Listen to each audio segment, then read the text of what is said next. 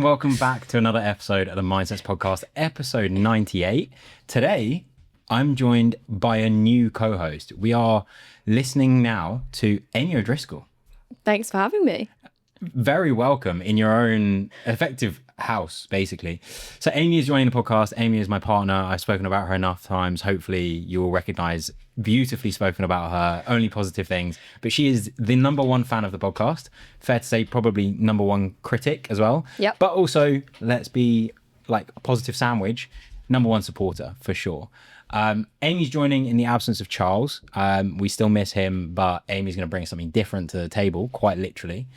Today, we're going to be talking about protein. Now, this initially started as we'll talk about some funny things about protein, and then it actually went down the route of, do you know what? We should probably do everybody a service and teach them some things that they should probably know about protein. Yeah, hopefully we can teach some things. I mean, this actually started as us talking about what we could discuss.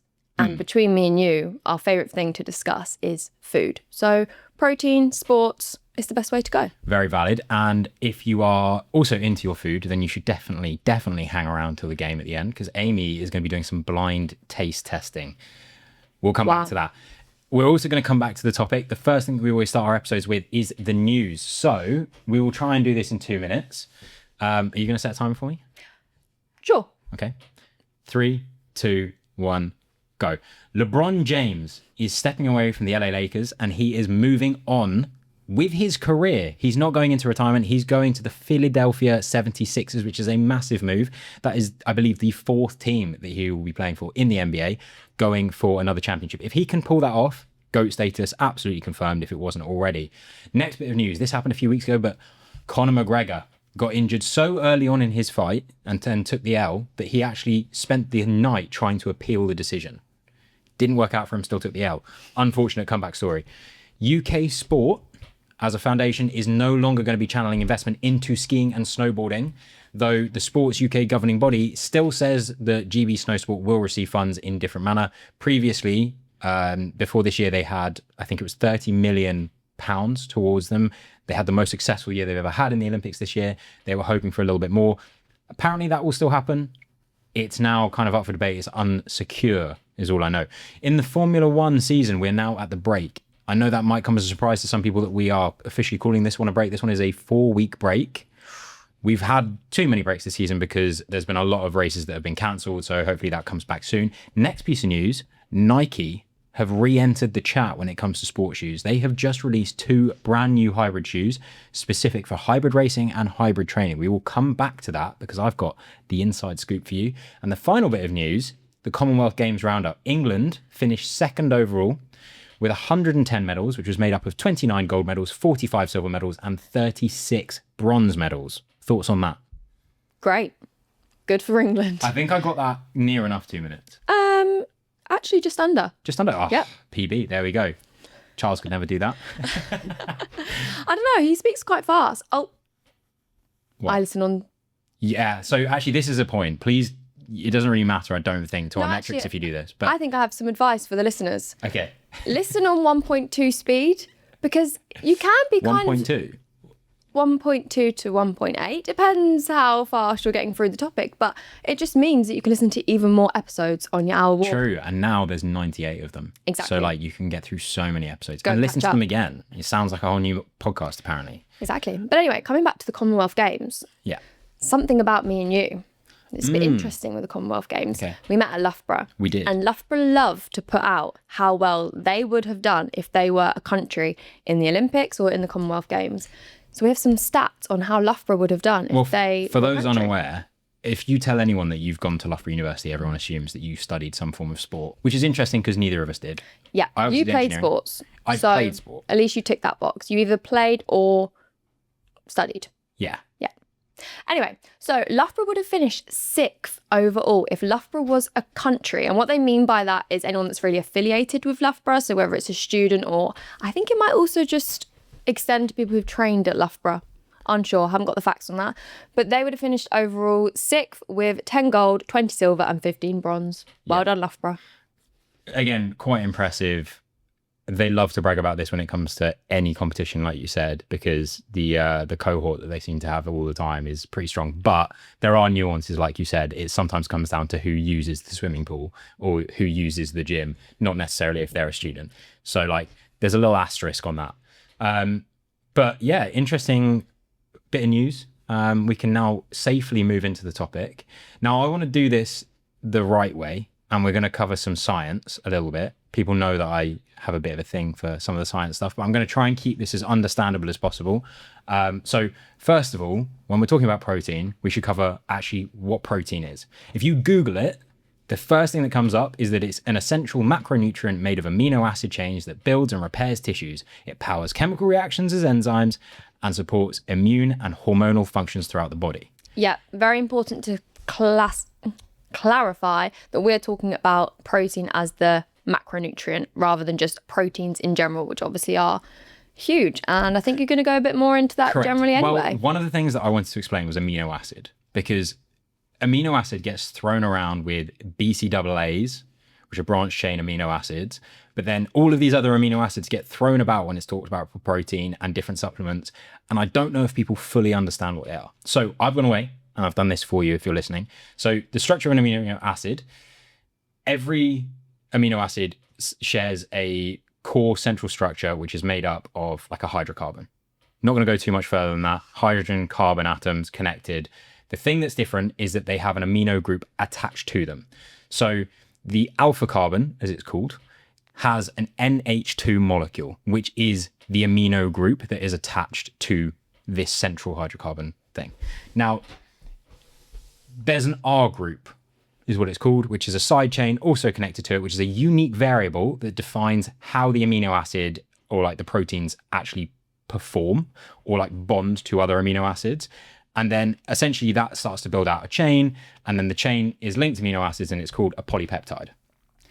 Crazy amount of words that we're talking about there. There's also this thing that goes on called 3D folding, which is when you've got chains that grow and then they fold into specific three-dimensional shapes and it becomes a fully functioning protein. And that is what is generally referred to as a protein in itself, exactly how you said in the way that we're talking about protein. Now, you've also probably heard essential versus non-essential amino acids. Now, I think this is really interesting, and if I'm completely honest, I didn't know this before I went away and did this research. So there are 9 essential amino acids and there are 11 non-essential or conditional amino acids. If something says it's an essential amino acid, it means that your body can't produce it on its own. So it means you have to get that from some external source, most likely your diet. If you're talking about a non-essential amino acid, that is something that your body can make in itself using other tools and hormones that are in your body. The thing is, some of those are conditional. So sometimes when you have certain hormonal problems or other factors that may affect your life and your health, your body stops being able to make some of those amino acids. That's where they become conditional, and that's where you would use a supplement to help you get those amino acids in and those proteins in. So that would happen during illness or if you're particularly stressed as well. That's another time that's quite important, and that's why you might notice differences in the way your body reacts around stress, and why you actually might feel a bit ill or a bit weak or just a bit underfueled is actually, there's a chance that it's related to the amino acids and what you've got going on there. Key thing on this before we continue, we're going to continue to talk about proteins, but you wanted to make it abundantly clear, neither of us are nutritionists. Nope. This is all off our own research, but all of it is referenceable. If you want those references, ping me a little email. Happily send them over to you. So now we're going to be talking about how does your body actually use protein.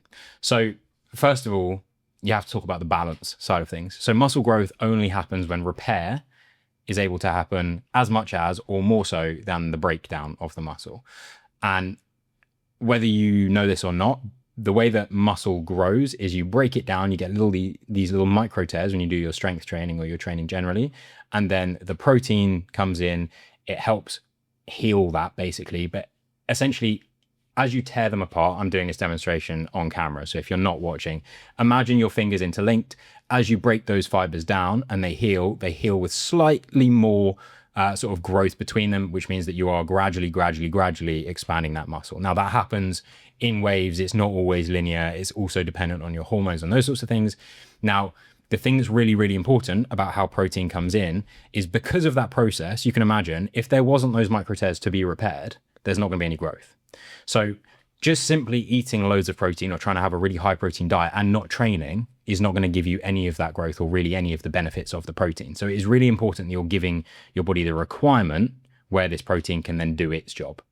So limits in that protein is not stored directly inside the muscle, and extra amounts will eventually be converted to energy or waste products. So that's why it is really important that you don't just go on a super, super high protein diet and then you don't really bring that into a healthy training style life, because you will end up, well, you'll waste your money, which we'll come back to later on, but you'll just be having a lot of waste product. Another thing that's a bit of a concern with people is if they have too much protein, is that bad for your kidneys? Technically, the evidence shows no, but you do end up breaking things down into urea from protein, and that takes quite a lot of liquid. So you might feel a bit more dehydrated if you're having a very high protein diet and you're not actually using all of that protein. An interesting fact about the calories. 30% of the calories within protein are actually used to break it down. And I think this is something we can come into a little bit later in terms of how that actually impacts not just building muscle, but also when you're on a bit more of a weight loss journey or a calorie deficit. So we'll come back to that one. Okay. The next thing that we wanted to talk about was the amount that you should actually be having. And I know you went away and did a little bit of research, but I wanted to bring the actual numbers in there. So the UK government recommendation for the amount of protein that you should have per day is 0.75 grams per kilogram of body weight per day. There's a slight nuance or an example of this, which is that works out about 55 grams per day in total for an average person that weighs 75 kilograms. And then for someone, so that could be like a man, as a typical woman that might weigh, let's say 60 kilograms, she would need the equivalent of 45 grams per day. That isn't a lot when you think about how much protein is in a single chicken breast or a bit of yogurt or anything like that. You could hit that pretty easily. With that sort of calculation, I reckon that the statistics would also show that generally people are having more protein than they need. Yeah, I think definitely on my end, if I was only using the government recommendation, I have probably had, I mean, I weigh like 95-ish kilos, maybe 100 kilos. So I'm obviously having more than 55 grams a day. I'm trying to have 75. I reckon off the back of my breakfast, which is protein Greek yogurt, it's got like 49 grams of protein within it. And then protein granola on top of that, which probably adds another 10 to 15. I'm virtually there after breakfast. Yeah, exactly. But I wonder how close you also are to the recommended calories at that point. Yeah. Well, interesting food for thought. Interesting food for thought. But if you're not the average Joe, as people would say, and you were more of a performance athlete, which I wouldn't say I am, but I've definitely been verging on these kind of numbers, 1.4 grams to 2 grams of protein per kilogram of body weight. Interestingly, you asked me what my protein goal intake would be, and I responded 225 because I've used an old school bodybuilder thing that I saw online pretty much since I started going to the gym, which is whatever your weight is in pounds, 100 kilograms is about 225 pounds, is the number of grams of protein you should be aiming for. So I've always sort of aimed for around 215 to 225 because my body weight fluctuates around that in pounds. So that's always been easy in my head. 2 as a figure is probably easy for me to aim at. Anything between that, yes, you have to use a calculator, but then you can figure it out. Like you said, though, I would love the idea of calling myself a performance athlete. I certainly have at points felt like I've trained like one. But for the most part, I don't think we all need to be aiming for the upper band unless we are really, really, really, really, really trying to grow things or recover from injuries, those sorts of things. Yeah, exactly. But I'm sure it's better to maybe be eating protein as a food source rather than fats and other sugary things. So it's all about balance, isn't it, at the end of the day? Yeah, I think one more thing that I wanted to point out, I mentioned before about how if you eat too much protein, it gets broken down into urea in your kidneys and that needs more fluid. It also then gets broken down into glucose. As with most things, that ends up becoming fat or gets burned, right? So you mentioned how 30% of the calories within protein is used to actually break it down. That is because it's quite complex to turn protein into glucose. regardless of whatever protein is used for, it still comes down to the simple calculation of the number of calories in. If that is higher than the number of calories that you're burning, on a daily basis, then you will be putting on weight. Essentially, it doesn't matter if the calories come from protein, if the calories come from something else. And that has been something that I think more people are starting to understand, in that just like a high protein meal doesn't necessarily mean it's a healthy meal, especially if you're trying to watch your calories. It still has to go somewhere. And if you're not using the protein in that sense, your body will still do the smart thing and deposit it as some form of energy, whether that ends up meaning that you need to do some form of other exercise to burn it, or it becomes fat. Yeah. Interesting. Another thing that I wanted to just throw on top of that is about spreading out protein intake, because I said there I might have like 70 grams of protein at breakfast. How many grams of protein do you typically have in the morning? Because I know you're not a big breakfaster. 25 grams in a protein pouch. Okay, cool. And then you'll have probably some more protein with your lunch, just as part of the lunch, not like a protein powder. Roughly a chicken breast at lunchtime. Cool. And then dinner, we typically eat together, and there'll be some sort of chicken or beef or something in that meal. That's pretty good as far as spreading out your protein intake. Some people will eat intermittent fast, and they will still heavily load one meal over another meal when it comes to their protein intake. And there's not a massive amount of data to say that it still doesn't go somewhere. However, you are massively stressing the system that's trying to use that protein. So unless you have just worked out and then you eat 120 of your grams that you need to get in the day, your body's going to struggle, especially if you're a person that works out early in the morning. You then don't really have any protein until 2 p.m. Your body's craving that. And there's also a thing called an anabolic window, which is a bit of a myth.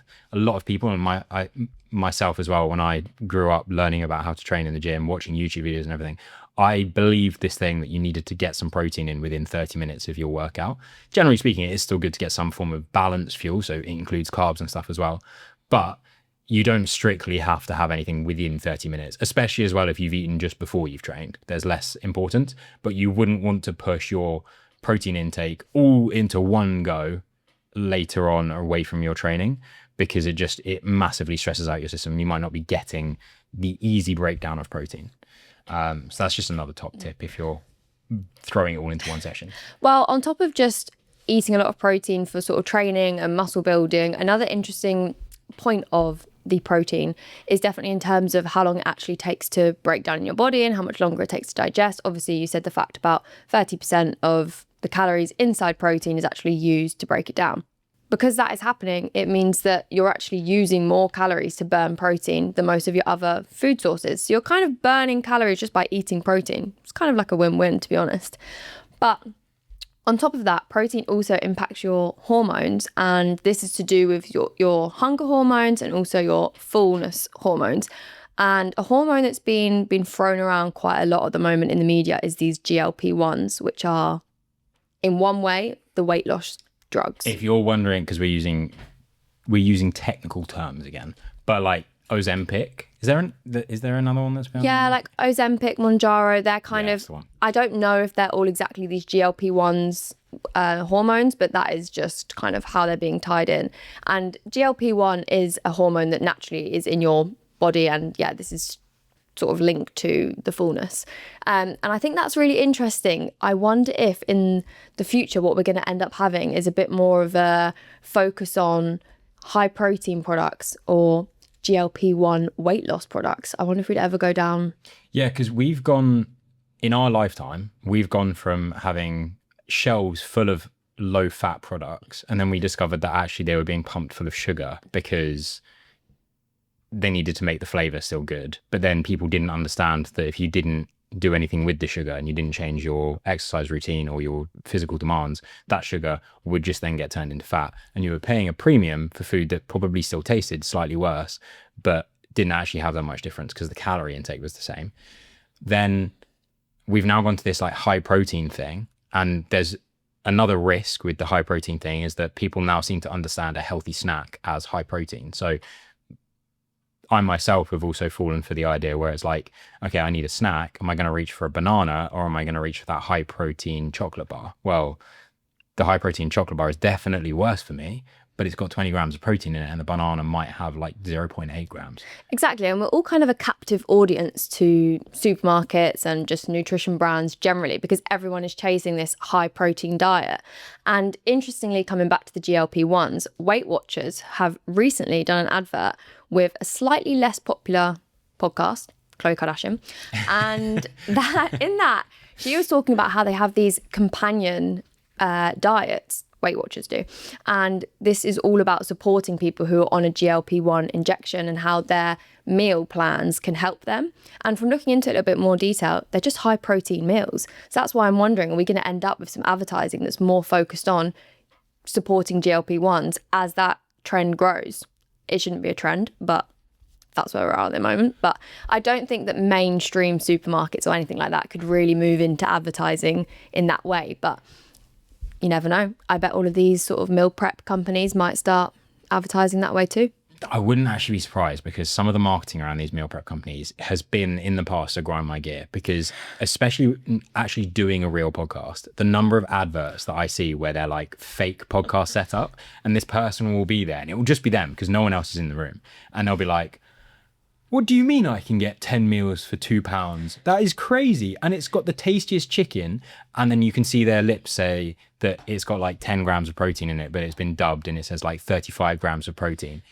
I'm sick of that. So I wouldn't be surprised if the marketing's that bad that they will start pushing this GLP-1 rather than starting to talk to you about the real things that matter, which is just the number of calories and then the number of nutrients, not just protein, but all things. Because if you're a high performance athlete, I'm trying so hard to say this without doing the Daniel Ricciardo quote. I don't know if you know that. No. He's like, I'm a high performance athlete. High performance sweat. I sweat. And then like people that are listening to this will know. They'll know. Okay. But if you're a high performance athlete or a person that's got ambitions of performing well and those sorts of things, then you do need to take into account that you also need other things like carbs. If you don't fuel yourself with carbs before you do a high intensity session, you're going to struggle. Protein isn't going to save you in that. But talking about the marketing side of things, this is really, really interesting. And this is actually something that you told me beforehand, from your general knowledge of like what goes on in supermarkets. But the terminology about protein is really interesting in supermarkets, and most people don't understand it. Yeah, and I think a lot of people have had complaints about the fact that, you know, sometimes you can stick the high protein label on something, but another product can have just as much protein or anything like that. But that all comes down to these kind of rules that we have in the UK on marketing. So there's two different sides of this. There's source of protein and high protein. High protein is when 20% of the total product's calories are made up of protein. Whereas with source of protein, it only has to be 12%. So if you're looking at something that's 20% if you're looking at something that's high protein, that's because it's 20% of the calories are protein. And that's worked out as in 1 gram of protein is equivalent to 4 calories. Yeah, exactly. That's how calories of protein are worked out generally anyway. So if you're looking at the label and you're seeing source of protein, then that's 12% is the max that it can be, or the minimum? The minimum. So the minimum of that product will be 12% of the calories will be coming from protein. And then you can use that because you can think, actually, this, 80 gram bar, that's not very much protein straight away. You can start to understand that 12%. And so sometimes when you see a tiny, tiny little snack and it says source of protein, that doesn't actually necessarily mean that you're getting much protein out of it. And you can maybe reconsider what you're getting. Maybe a banana or a piece of fruit might be better. It might fill the hole a bit more in terms of volume. When it comes to high protein and also high in protein, they both mean the same thing with the 20%. I think that's really interesting. And the big takeaway from this is everybody wants to demonize how you track your calorie deficit, and using things like MyFitnessPal, and there's others, there's another one called like Macro Tracker or something like that. But there's loads of ways that you can track that, and everyone puts that against optimizing your calorie intake, and it's actually obsessive and it's an eating disorder, and some people use it in possibly the wrong way. I think everyone, every once in a while, would benefit from tracking 1 week.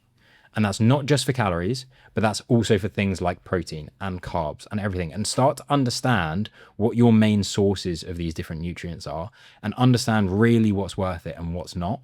Because especially when it comes to your protein intake, you will start to see, first of all, which meals you're getting most of your protein from. Second of all, what are the key ingredients for that? And you might start to find that, yes, you have a 25-gram yogurt pouch in the morning, and you might think that's really, really good. But then you look in the evening, and actually the bulk of your protein is coming from the chicken breast or whatever your main meal is. And then you might also see, actually, my protein was particularly low on Wednesday evening. Oh, that's because my meal was made of this. And so you can start to make smarter decisions about where you get your protein from, and you can start to ignore the marketing, because when you see cold, hard facts on the data, that's where you can actually see where your split comes from. Yeah, completely agree. And also that means that you can have a look at the other nutrients, like you said, not just protein. So it is important to get the full picture. I'm going to bring you back in here because there's another thing that you told me that was a fact, and I don't want to butcher it, but it's something else that's related to supermarkets and protein. Yeah, in terms of the marketing and also just environmentally, obviously we talk about protein and we're kind of saying how good this is for us. But if you're getting a lot of your protein from meat, there's a big environmental impact on that. So at the moment, a lot of big supermarkets are working towards a net zero, and that's on their carbon emissions. So to do that, they're actually looking at what other types of proteins they can push to the consumer to bring that down. So obviously that we're taking away things like chicken and beef and things like that, and looking more at the vegan food. Vegan ranges have grown loads in the last couple of years. It used to just be sort of veganuary. You'd see a massive spike, but now there's a lot more. But interestingly, also products where they're 50% traditional proteins or meat, and then 50% soy proteins or some other type of alternative. And it'll be interesting to see how many people kind of buy into that, because you're not vegetarian, you're not vegan if you're choosing that product, because there is some meat in it. You have to just be very environmentally conscious. Yeah, I think that's something that a lot of people won't consider. And like you said about veganuary, there's a lot of people are like, oh, it's veganuary again. But there's more and more good options coming in for vegans, especially when it comes to sources of protein. And I think as prices go up with meat and things, we are also going to have to start looking into these alternatives, which still allow us to get what we need out of our food. Interestingly, though, there's something that we have discussed in our relationship when it comes to buying food and understanding what is and what isn't considered a good snack. And you asked me to like put together a definitive thing of like what makes a good protein snack and what doesn't make a good protein snack. I'm going to preface this again by saying I don't think you should be choosing your snacks by protein alone. But when it comes to the decision-making process, I have figured it out. It's actually a relatively easy formula. So we're not going super science nerdy again, I promise. If you think about the number of grams you would like of protein in your snack, okay, you might hover around that 20-gram benchmark that a lot of bars and a lot of protein powders will push. But let's just take 20 grams for the sake of this, and then you can work off that. If you multiply the number of grams you want by 10, that's a good calorie cap. If it is below that, it's a very, very good snack in terms of the number of calories for the number of grams of protein. Now, the other important element to this, another sort of dimension that's really important, is the price. Because just because it's low calorie and high protein, if a company's figured out a way to do that, they're going to charge an arm and a leg for it. I'm here to save the day. Okay. So if then we go back to the number of grams of protein you want and you divide that by 10, that's the number of pounds you should be paying. So in this example, 20 grams of protein, 200 calories is the benchmark for a really good snack. Anything less than that is incredible. And if you divide that 20 grams by 10, £2 you shouldn't be paying more than £2 for something with 20 grams of protein and less than 200 calories. That is a pretty good benchmark. The way that you can then use that formula is not don't buy it, but understand what you're willing to sacrifice. So if you see, once you've got this 20 gram thing or 10 grams or whatever it is, that the calories are slightly over that benchmark, do you care more about the calories than the protein? If so, then maybe you need to readjust what you're going to pick up as a snack. Likewise, if the price is a bit higher than that benchmark, but price isn't so much of an option because you're on the go and there's not many options in the shop, then maybe you can afford the extra 10, 20p to be able to have a low calorie, high protein option. So you can start to use that, but benchmark, take the number of grams of protein that you're after in a snack, multiply it by 10, that's your calorie cap, divide it by 10, and that's your pounds cap. I like it. Cool. Yeah. There we go. I don't know if that was complicated. I felt like it wasn't when I was trying to say it simply. I can imagine that meme where there's like the numbers working around in their head. From like The Hangover. Yeah, okay. Times by 10 calories, divide by 10 pounds. Yeah. It will start to, it's like when you go on holiday and you're working in a new currency and you've got to work it out. That's probably why I don't understand it, because I always let you do it. Okay, fair enough. But speaking of price of protein generally, Yeah. when you first started buying protein powder, Yeah. how much were you paying for it? Okay. As short as possible backstory to this. Getting into the gym, I was quite nervous about taking anything. I feel like quite a lot of people are, because like you don't know, first of all, how serious you're going to take this. First of all, if it's worth it, if you're going to reap the rewards. I did my research, and at the time there wasn't so much convenience when it came to buying protein powder. So things like My Protein, I don't think existed yet, or they were so small I didn't know about them, and their competitors. So what I did was I went on to loads of websites, and I ended up, I think, buying it on Amazon. But Optimum Nutrition Gold Standard, as it said on the tin, basically was 100% whey, and I knew that I needed whey protein. So I wasn't interested personally in anything that said like mass gainer. If anything, that was quite scary for me. I knew that if it was 100% whey protein, it was going to do the job that I was getting protein for. So I bought Optimum Nutrition's Gold Standard, which was slightly more expensive than alternatives. But at the time, I would buy a 2.23 kilogram tub of cookies and cream flavored stuff. And I would get that for typically 35 to 40-ish pounds back then. Wow.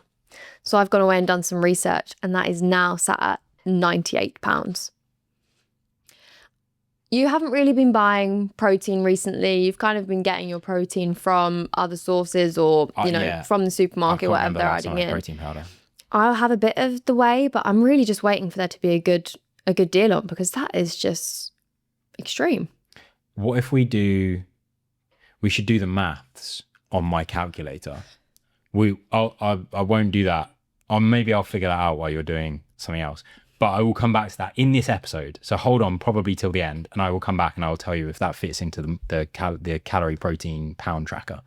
But on that, I do think as a result of the price of protein, that is what has put me more into trying to get as much as possible out of my diet, because it's far more enjoyable. I always really struggled with this, and I think I have told you this, but when I first started having protein powder, I got chocolate because I feel like chocolate's a very safe staple. Some people go strawberry.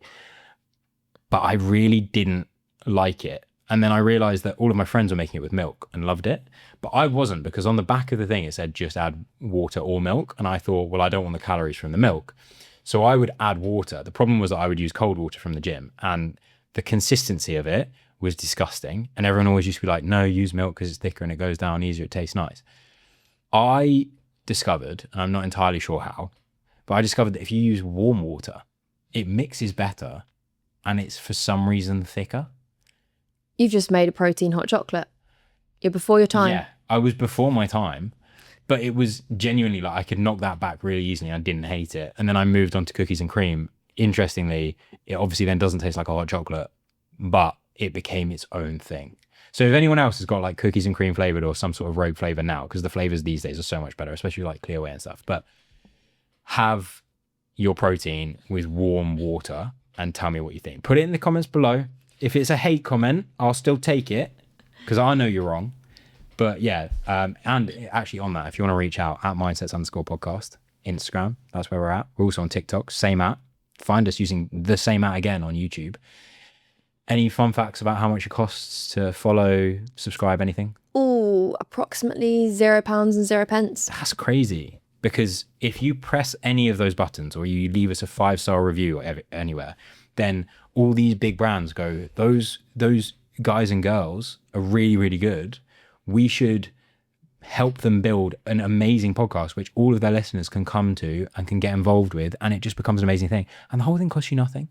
It's crazy. Crazy. Take this as your sign if you need it as a sign. And we really appreciate it, genuinely. I know we take the piss, but thank you very much for doing so. We also crossed 500 subscribers recently on YouTube, which is actually pretty big for the channel. So again, thank you to everyone that's hit that subscribe button. If you haven't, we're obviously aiming for 1,000. Yeah, now double it. Now double it and pass it to the same person. Right, quick question before we move on. Yes. Top 3 protein snacks, go. We're looking for hacks here for the people. Oh, I'm not sure about hacks for the people. I'm Okay. pretty simple when it comes to. I'm definitely more of a convenience person. Right. Pineapple clear whey. It's just the best. I don't know why anyone's drinking any kind of normal whey anymore. If it's anyone just good squash. listening to this works for a protein company or a supplement company, and you do a pineapple clear whey or variant of that, this would be a great time for us to be plugging your product. But we're not, because you haven't reached out. Feel free to reach out. Insert brand right here. Second, protein pouches. I love the protein pouches. I don't like them if they've got quark in them though. I've got a real thing about that. I like them when I feel like I'm eating a fruit. Okay, I genuinely would say as well, I think this is one of the things that the budget supermarkets do better than any of the other supermarkets. Some of the branded stuff tastes really like, you know when you drink milk and it tastes of cow? I don't know if that makes sense. Yes. But yeah, sometimes you get some of the branded products, they kind of taste of cow, and that's not really what I'm going for. Like you said, I'm kind of going for a fruit vibe here. Yeah, exactly. My third favorite, it actually isn't in the stock. Oh, it's actually not in the shop anymore. But a certain supermarket used to do these little mini Cool pancakes. Now. Aldi, what happened? Yeah. What are you doing, Aldi? These little mini pancakes. And I think it was only 8 grams of protein in the bag. But again, it was great. Being in a calorie deficit, I'd chop them up and I'd put some strawberries on them. And they were just great. And I probably was falling for that. Oh, it says protein, so it's great. But tasted good. So I mean, there's nowhere else, I believe, that sells on the shelf mini pancakes. Exactly. They were a good little dessert. And I even enjoyed them from time to time when I was allowed a packet. And what about you? What's your favourite? So first of all, we're going back to Aldi here because there's one thing they haven't discontinued. They've got these things that are basically like, I'm going to plug Muller as well. Muller corners, you know, like vanilla choco balls. Had those. Okay. So they basically make a protein version of that, which I'm pretty sure is essentially their high protein Greek yogurt in a tub, but with the protein balls on. And those protein balls use like Soya Krispies. Soya Krispies, severely underrated ingredient, by the way. If you can get your hands on some, or you see a product that's got the crispy textured bits in. Or if you're a company and you produce them and you want us to taste test them on the podcast. Great idea, because they are 80% protein, which is actually insane. Wow. You don't need a lot of that to hit your daily protein goal. You don't need a calculation to figure out that's good. Exactly. So they basically have those chocolate coated Soya Krispies, and they taste the exact same as vanilla choco balls. The yogurt's a bit thicker, which I personally actually prefer. 30 grams of protein. It's like 200 calories. It's a great dessert. Great dessert. Great snack if I have to, but I would rather keep it as a dessert because it fills me up after a meal. The next thing, beef jerky. Old school snack. Yeah. 50% of beef jerky, depending on the brand and the maker, 50% of that is protein by weight. I don't think I'd ever tried it before me and you got together because I always thought there's no way. And it is incredible. It was at teriyaki barbecue. Teriyaki barbecue. Oh. Traditional jerky, though, slaps. I don't think there's a jerky that doesn't slap. I agree. Easy. This is why we're together, you see. Final thing is homemade protein banana bread. So everyone remembers in COVID when people just started making banana bread because you had nothing else to do.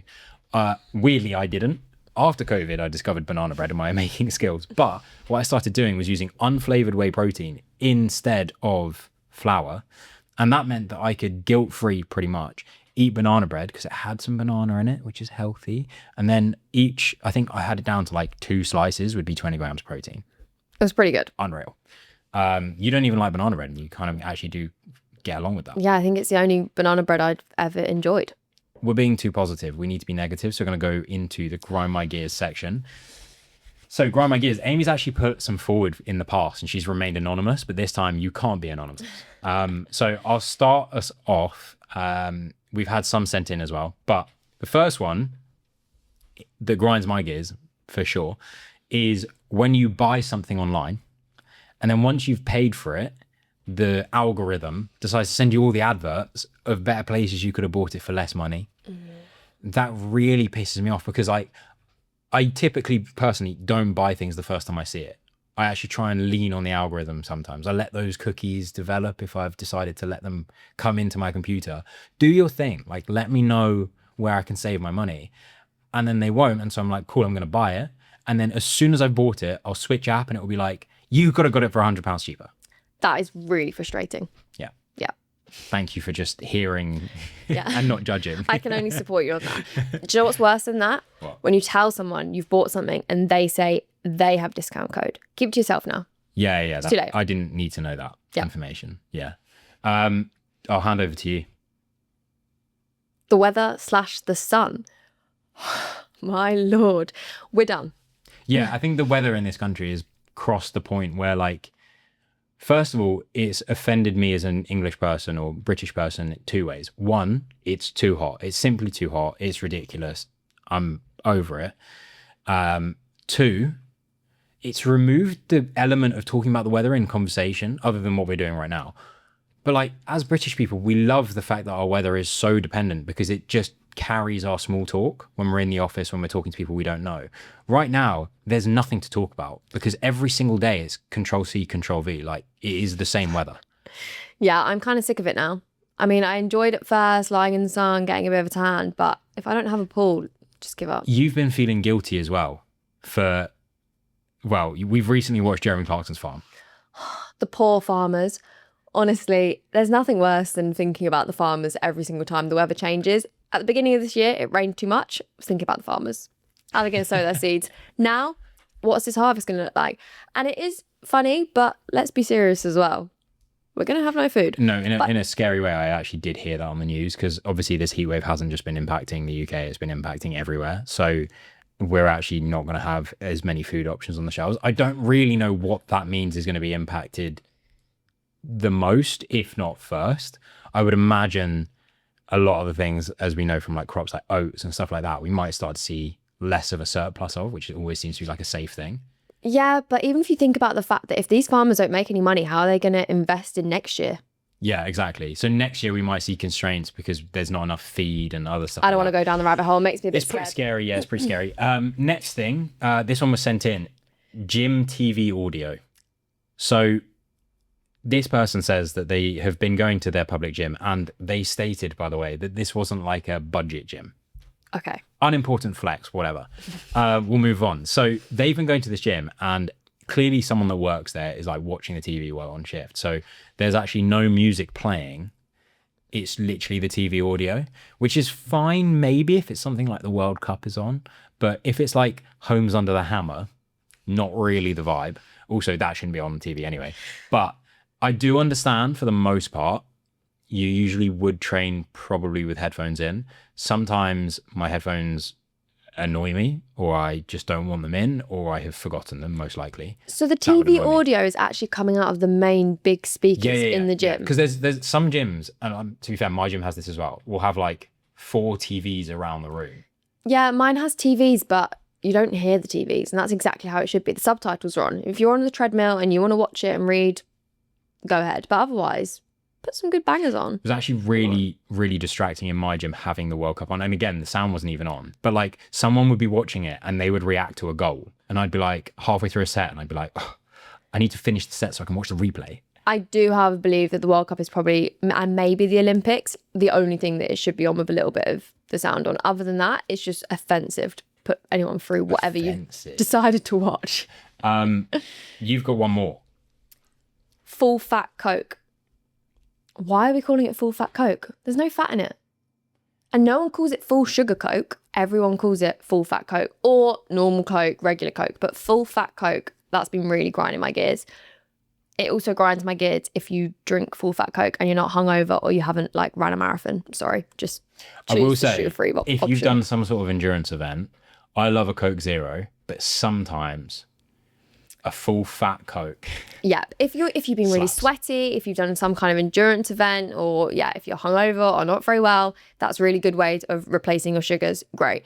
Other than that, I'm gonna judge you. So you would rather it was Personal just opinion. called what? Haven't really thought about it that far. Regular Coke, Regular Coke. Red bad Coke. red and white Coke. Let's call it bad Coke. Bad Coke. It's not bad though. It's not situationally bad Coke, I think that's longer than full fat. but it's more correct. One thing that we can also share with you guys that is really useful information is that we have had 0-0, like Coke Zero, which is where it's 0 sugar, but it's also 0 caffeine. Do you know what would be a great segment? trying all the different Cokes blindfolded. And we have done this before, and it moved us from being Diet Coke drinkers to Coke Zero drinkers. That was how we decided that we wanted to drink always drink Diet Coke. Coke Zero. We And did a we blind also- taste test. We brought a new level of respect to Pepsi, but then we learned that you can't drink a lot of it and still like the flavour of it. But yeah, if you're interested in seeing us do that, then I'll get Amy back on and we will do that test.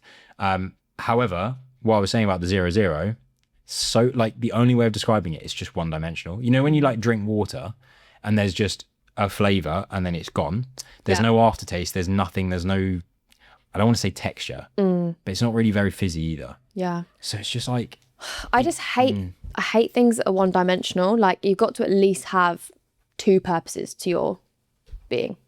I think, well, one of the purposes. Oh, she's done an incredible segue. Amy is going to be doing the advert this week. So if you would normally skip over the advert, please don't, because this is either going to be hilarious or very valuable. So first of all, working with High Style and HYROX, which are performance socks. These ones in particular have got a hell of a lot of grip on the bottom. And they come in all different colours. But you have found a particular niche usage for it. Yeah, as you say, performance socks. And I personally don't have much use for performance socks. However, have you seen the trend going around where people are on aeroplanes, tucking their feet up onto the plane chair, and what they're doing is they're wearing grippy socks, and that is helping them not slip off the chair. So basically people are like they're bringing their feet up, they're curling themselves into a ball, and then they're resting their head on that and like hugging their legs. Exactly. But then obviously, unless you've got your shoes on, which you shouldn't do if you're on a plane seat. Even with your feet are just going to slip off that plane seat. And obviously this kind of depends on your height. I can't imagine you being able to do this, but me personally, I cannot wait to travel later in this year wearing these high socks. So the recommendation on TikTok from, I'm going to say generally speaking, the girlies that are doing it. This is for the girlies, like. They basically use, what are the... Pilates socks. Pilates socks. Now, if you don't know, Pilates is probably the most extortionate form of training that is out there. It's like 40 to 80 pounds a session. You can imagine how much those socks would be. So we've given you a life hack here. Head over to High Style Clothing or High Socks and use code MindSet15. Save yourself 15%. So you're not already saving a hell of a lot of money on your Pilates socks. You're saving 15% further, and it supports us as well, gives you a good deal, gives you beautiful sleep on planes. Everybody's a winner. Exactly. Really. Wonderful. Well, that brings us to the end of that ad. If you did do a couple button presses and tried to skip it, genuinely go back and listen to it, because I think it's a pretty good plug from Amy. Well done. That's your first time doing an advert. Thank you. So there's plenty more where that comes from. If anyone else wants to insert sponsor here. Before we do the game, I alluded to something in the news, which was the new Nike trainer. And I did promise everybody that we would come back to it. So Nike has just entered the hybrid training space with 2 new trainers.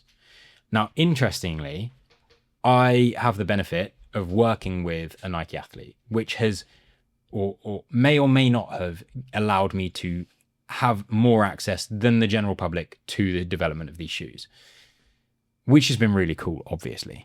Now, what I will say is they have brought out these 2 shoes and they are for 2 different purposes. So you've got the Nike Hybrid RN, which is their training shoe. I'm not actually sure what the RN stands for, but it is built very similar to a Nike Metcon, which is a very classic CrossFit style shoe, very stable base. And you can see the stable base and you can see the stable grip pattern. It's nothing too offensive on the bottom, but they've also included their Zoom X foam, which means you can run in it. So comparable examples of what I would say is out on the market that is a very good shoe is the Rad V1, which Charles actually gave me on the podcast about a year ago. Shout out, Charles. Shout out, Charles. Shout out, Rad.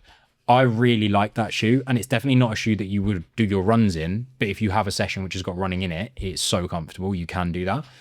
I believe that's Nike's version of it. If anything, with the Zoom X foam, it's arguably slightly faster because it's incredibly light, but it does kind of try to propel you forward. But the main thing is you probably wouldn't be doing any sort of hybrid racing in this, but you might well be using it for most of your training. So if you're looking for a training shoe that doesn't get ruined so it can't be a race day shoe, then you might go for that.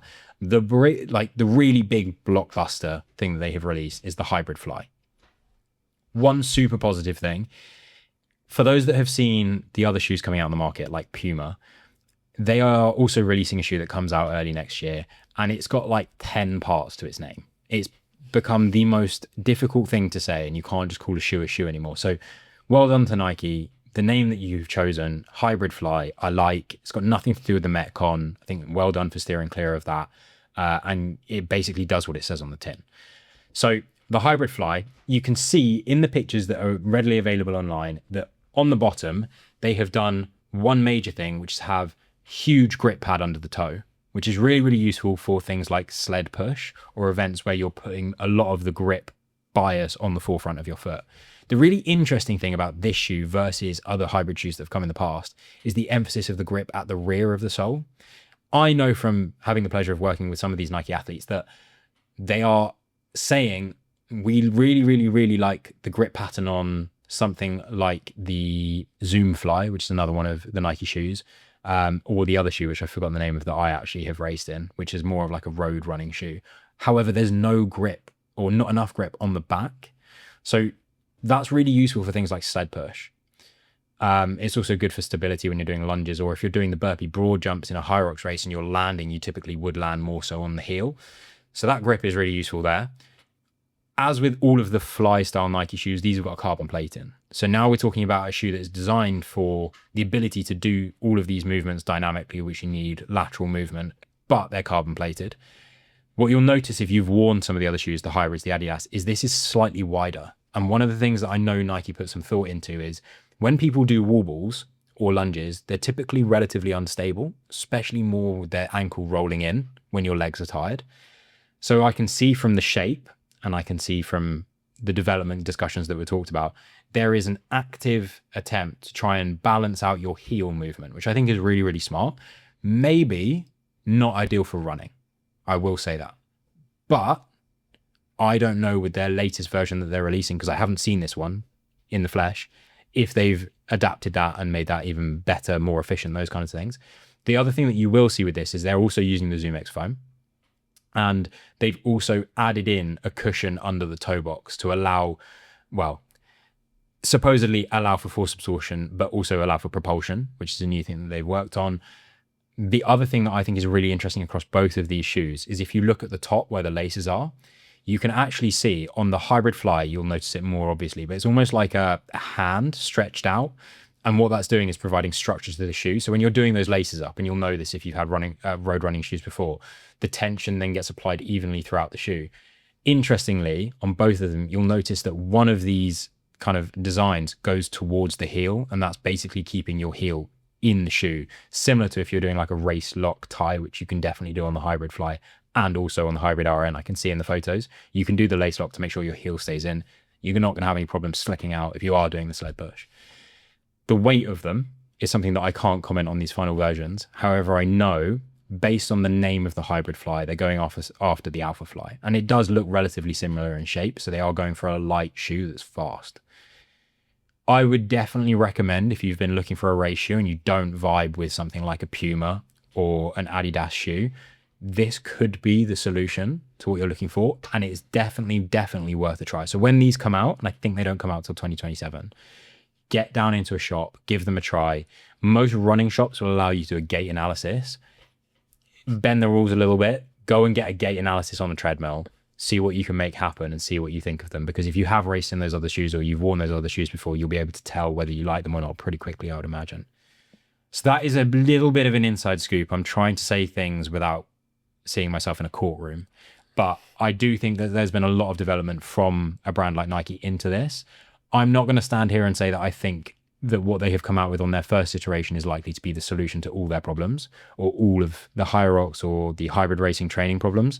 But if a brand is going to come into the space with a shoe like this, it can only mean extremely positive things for their future. And their athletes, if you didn't notice this, wore this shoe in Stockholm. Not necessarily for all the races, but they are allowed to wear them. And Dylan Scott, world champion. Charlie also, we've spoken about the controversy of this, probably should have finished second. So if you look at that on the men's side. And they were both wearing the Hybrid Fly. They were both wearing the Hybrid Fly or a version of it. Wow. Yeah. What happened to the shoe that was worn in the marathon, of the marathon winner? That was an Adidas shoe. And where did it go? Well, it's not out yet, I don't think. Oh, I thought his physical shoe like went somewhere to be like. Oh, I know I'm pretty sure he signed it. Where did it go? You talking about Sarway? Yeah. Where did that don't shoe know. go?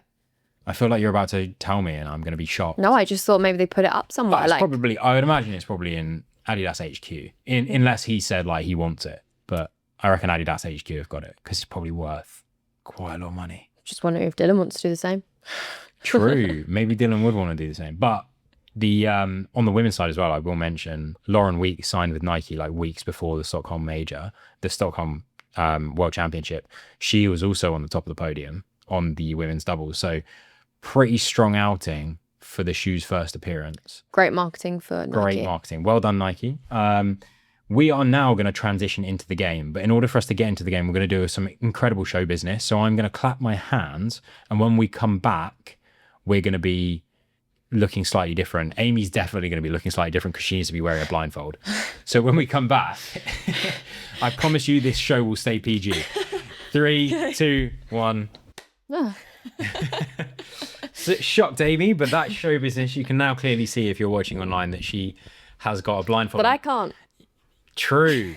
You can now see that she can't. So if you're not watching this online, I would encourage you to sneak away, find a place that you can watch it if you're listening to this at work, because I will show you what she's going to eat. She is then going to decide if this is a protein labeled product or not. She's also then going to tell us what she thinks about it. I will do my best to give you the breakdown. What I can't do, unfortunately, is give you the prices of all of them, because I did try to make a note of it, but then 2 things didn't have a label near them. So at that point, I was like, bin the whole thing. Anyway, we're going to start off savory. Okay. Okay. So we're going to start off. We're going to start off over here. I'm going to give you one of these things. Okay. Now, in my palm? I'm going to give you this in your palm. Okay. Ooh. Okay. So it's cold, first of all. For those that are watching, this is what she's about to consume. I'm going to have one of these as well. We need to get through these quickly, so you're going to have to get through it. What are your thoughts? It's like a refrigerator of some sort. Okay. And I reckon that is labelled high protein. Quite nice. Okay. So this is labelled as high in protein and a source of fibre and low in saturated fat. You are currently eating a corn protein bite. Corn protein bite, which per 100 grams has 23 grams of protein. That's great. So it's actually a pretty good option. And obviously it being corn. Is that vegetarian? Vegan?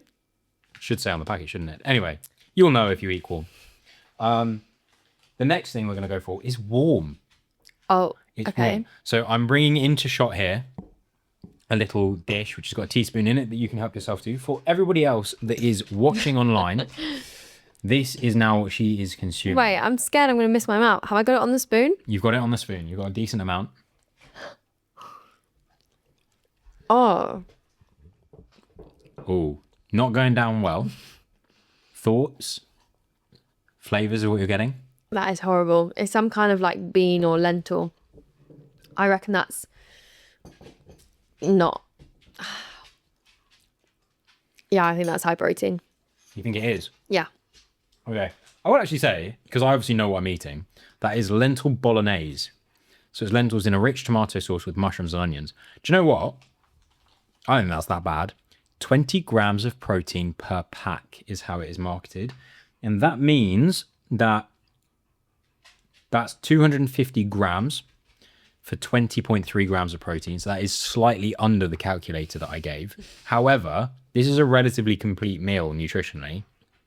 I don't think it's that bad. And from memory, it wasn't actually that expensive. So if you need a lunch on the go and you want to shove something in the microwave, maybe that's a good shout. I don't like the texture of lentils or beans, so I was never going to be a winner. Fair enough. Fair enough. Right. Now we're moving on to more desserty, but I'm going to stay warm because I feel like you're used to warm at the moment. Okay. So in front of you, In my hand or just...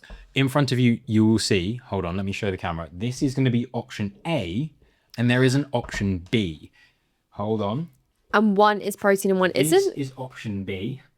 Potentially. They Okay. could neither be protein, they could both be protein. I want to know what you think has the higher protein. So take option A here. That's the one with the spoon in it. There's only one spoon across both of these. Whoa, this feels quite hot. Am I going to burn myself? I'll tell you, you're about to consume porridge. Oh, that could be really hot. I don't know where I'm. There you go. So both of these are the same flavour. So they're both golden syrup flavour. I don't know if that'll be more obvious in one than the other. Do I need to use the same teaspoon? You do need to use the same teaspoon. Is it clean? It is I'll go. clean. Okay. I actually have another one, but if you want, but I've now put in front of that the second one, option B. What are you getting from that? Golden syrup porridge. Okay. That one tasted quite plain, so I'm...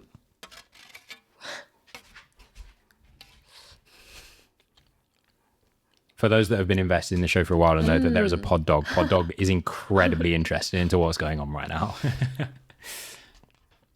That's really nice. Really? And I don't know if that's got more golden syrup in it because it's protein, so trying to hide a flavour, but I really don't know.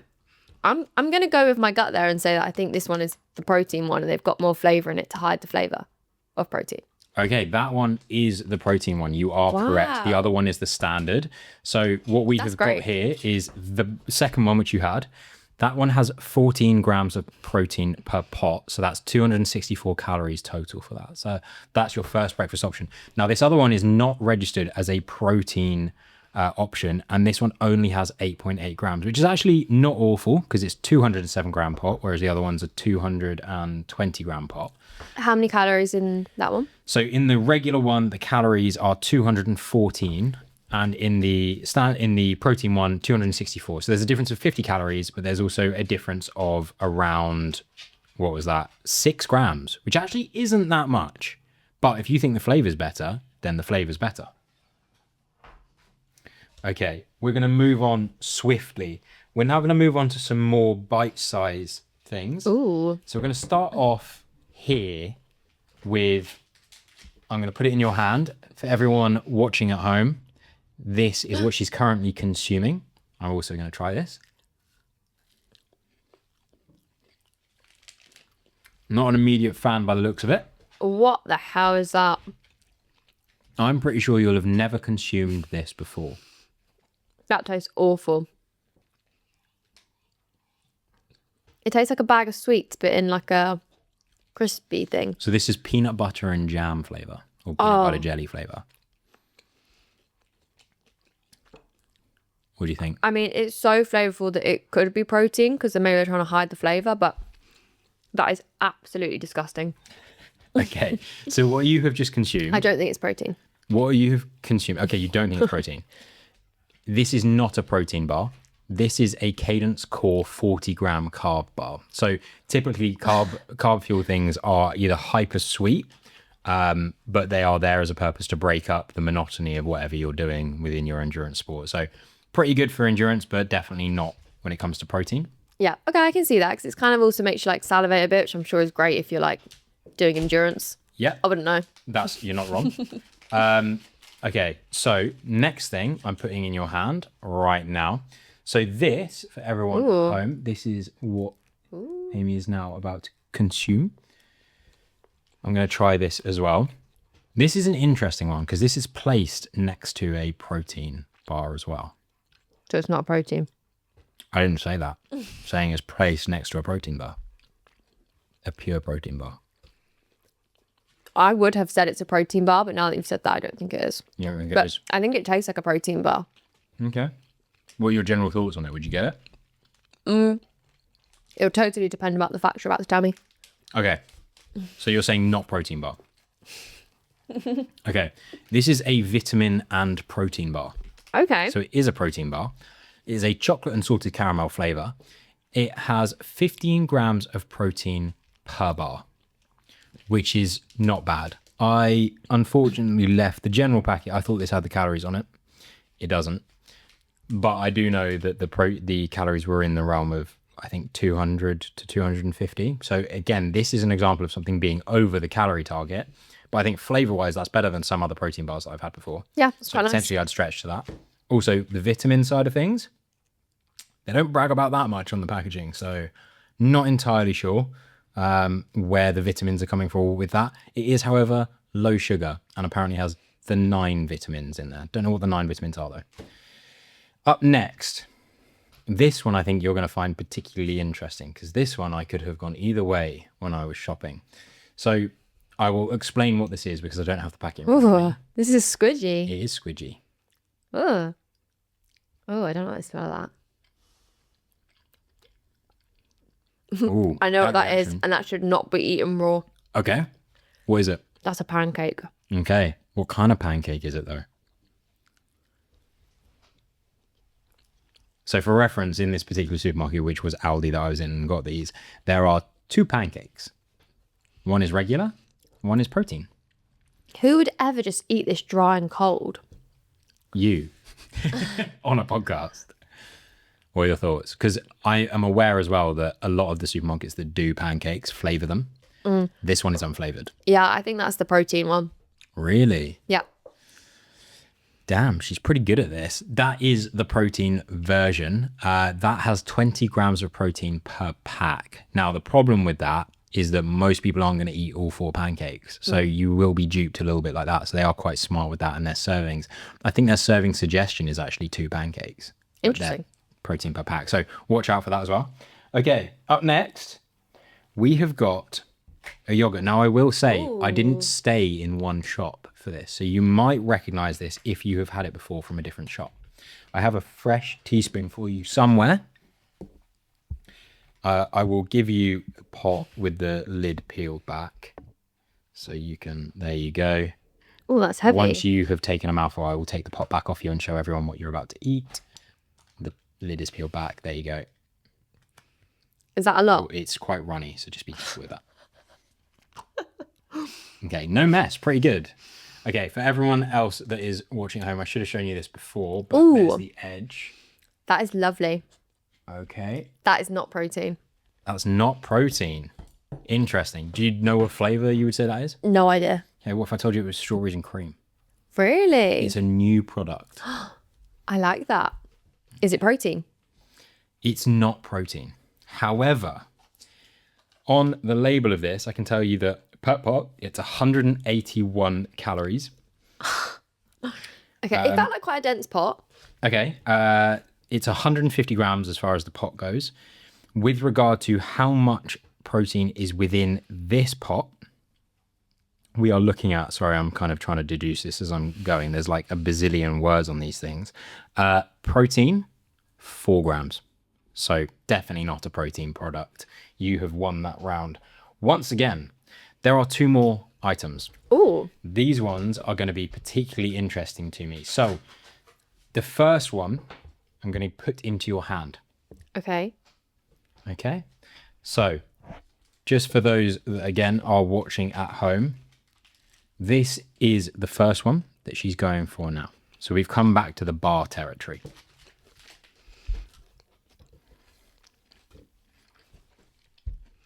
This one's quite crispy. I don't know if you're going to hear this as ASMR on the episode. Is this a comparison?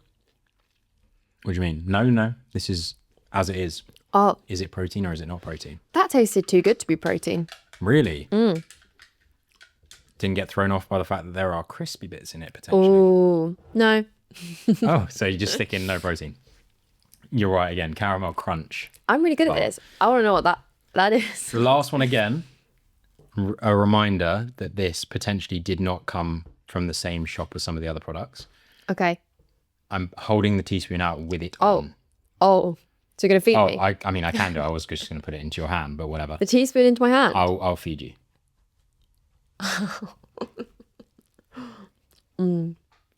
Okay, for everyone watching at home, Wait, find where it says what it is.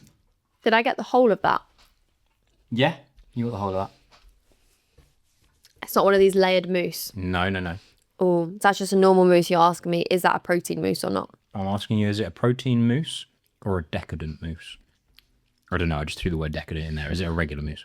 I think that is a regular mousse. Really? What gave that tone? I have absolutely no idea. I've got nothing to compare it to. I'm just guessing.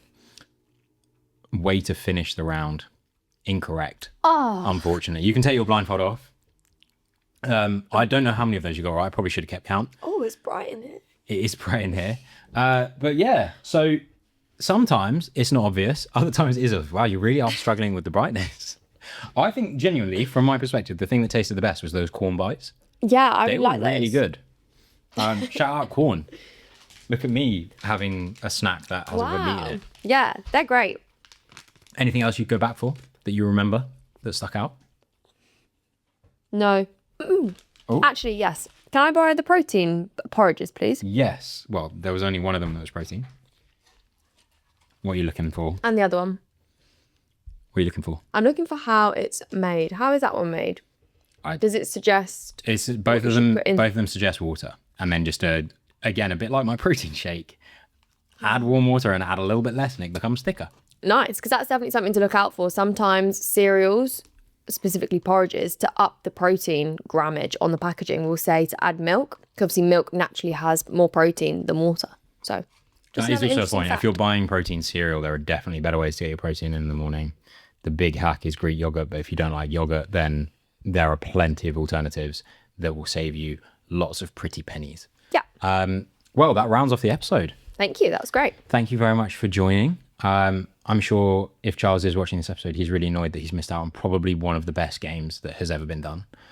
If you enjoyed the review and you're watching this on YouTube, then please, again, do hit subscribe. Let us know in the comments what you think. If you've got any other things that you want us to try, we mentioned about drinks as well. But if there's any more things that you think we've missed that are out on the market or that you think are really, really good, then let us know. You can, like I said, drop a comment or head over to the Instagram or the TikTok at mindsets_podcast.